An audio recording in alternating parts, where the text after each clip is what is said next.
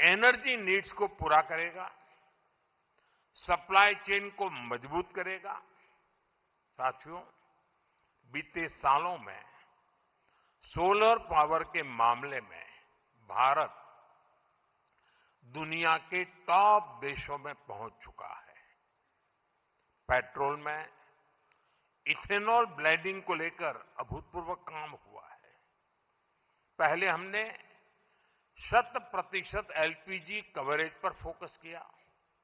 अब हम पाइप से सस्ती गैस पर फोकस कर रहे हैं। सीएनजी आधारित व्यवस्था को प्रमोट कर रहे हैं। ऐसे तमाम प्रयासों के कारण भारत इस बहुत बड़े वैश्विक ऊर्जा संकट का सामना कर रहा है। लेकिन अब आज समय की ये भी मांग है कि पेट्रोल, डीजल, गैस ऐसी चीजों का बहुत संयम से इस्तेमाल करें।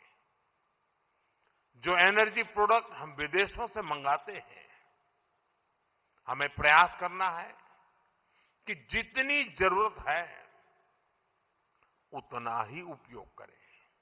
इससे विदेशी मुद्रा की भी बचत होगी और युद्ध के संकट से होने वाले दुष्प्रभाव को भी कम किया जा सकेगा। साथियों, आज तेलंगाना का युवा नए सपने देख रहा है। यहां का किसान नई उम्मीदों के साथ आगे बढ़ना चाहता है। यहां के उद्योग, यहां के एमएसएमई, यहां के स्टार्टअप सब एक विकसित तेलंगाना के निर्माण में अपनी भूमिका निभाना चाहते हैं। क्योंकि तेलंगाना विकसित होगा तो भारत विकसित होगा। मैं तेलंगाना के हर परिवारजनों को ये भरोसा दिलाता हूं कि आपके सपने पूरे करने के लिए केंद्र सरकार ही इससे भी और तेज गति से काम करती ही रहेगी। अब हमारे रेवंता जी ने कहा था कि हां, हम पॉलिटिकल बात नहीं करेंगे, तो मैं भी नहीं करूंगा।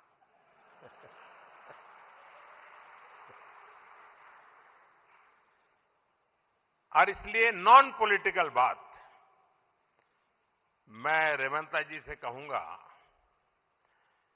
कि 10 साल के शासन में भारत सरकार ने जितना गुजरात को दिया वो मैं आपको देने को तैयार हूं।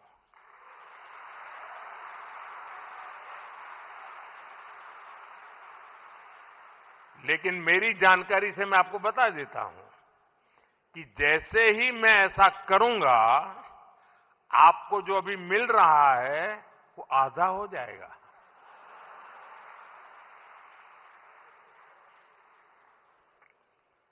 आप जहां पहुंचना चाहते हैं नहीं पहुंच पाएंगे। और इसलिए अच्छा है कि मेरे से ही जोड़ो।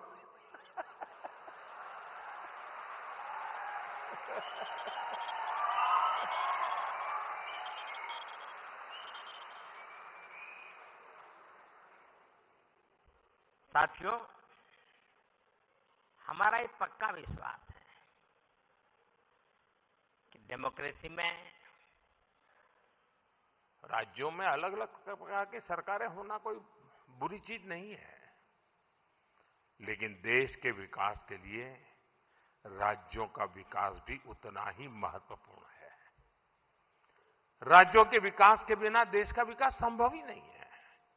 और इसलिए हमारी सारी योजना के केंद्र बिंदु में राज्यों का विकास हो, तेज गति से विकास हो, उस भाव को लेकर के हम सब मिलकर के चलें और 2047 विकसित भारत का सपना हम अपनी आंखों के सामने सिद्ध होता देखें।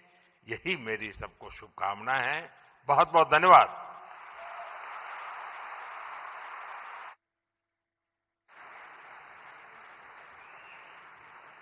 Thank Thank you. Thank you very much, Honorable Prime Minister.